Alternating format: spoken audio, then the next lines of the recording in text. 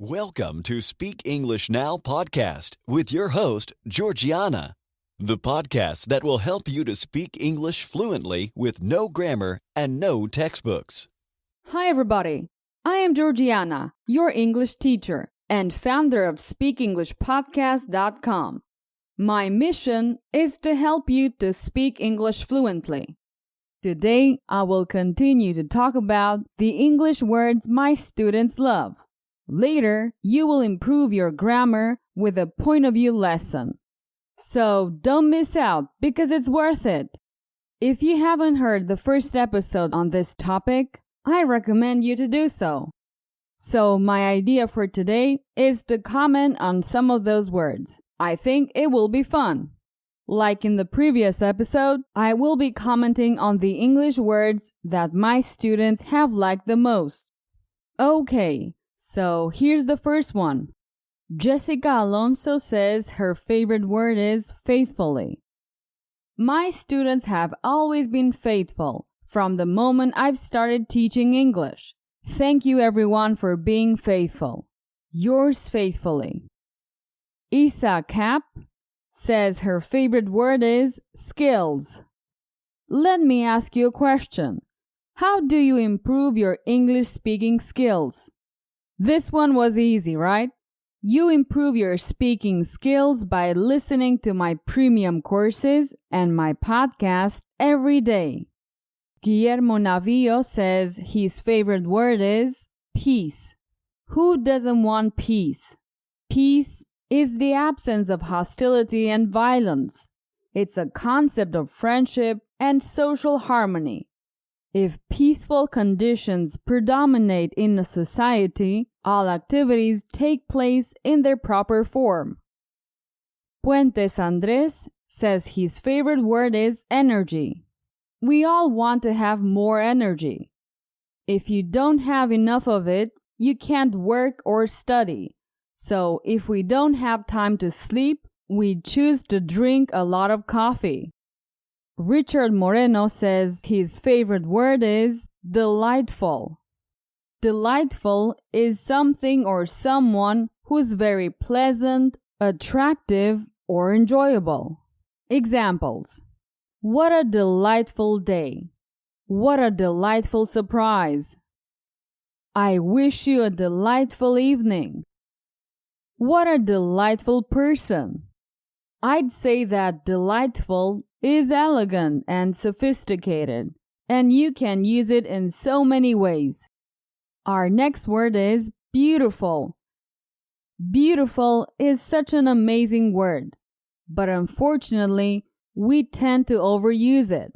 Let's learn some other ways to say beautiful. Instead of beautiful, say appealing, gorgeous, stunning, ravishing, pretty, lovely, dazzling, attractive, or good-looking. Marcela Garcia says her favorite word in English is amazing. Amazing is something that causes great surprise. Some synonyms are impressive, excellent, or astonishing. Examples. What an amazing picture you have here. Anne was very impressive in the interview. Her facility for languages is astonishing. He congratulated me for my excellent exam results. Ingrid Simeona says her favorite word in English is success. Every time I think of the word success, I have this song from Roxette in my head. Dressed for success. For me, success is having a positive impact on the lives of my family and my students. How do you define success? The next word is compassion. To have compassion is to feel sympathy and concern for the feelings and misfortunes of others. Examples. You should feel some compassion for the victim. I thought she was a hard woman with no compassion, but I've changed my mind about her. Rebecca says her favorite word is hopefully. They always say that hope is the last thing you lose. So don't lose hope. You will definitely learn English with my method. Hopefully, you enjoy this kind of lesson. Now, let's continue with a point of view lesson.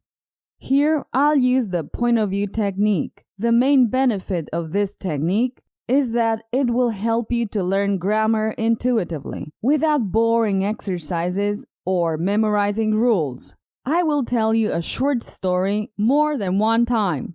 Every time, I will change a grammar point. For example, I can change the tense or the person. This way, you will intuitively recognize the changes. Let's start. David was such a negative guy that he had never said anything positive in his entire life. This depressed him and took away his energy.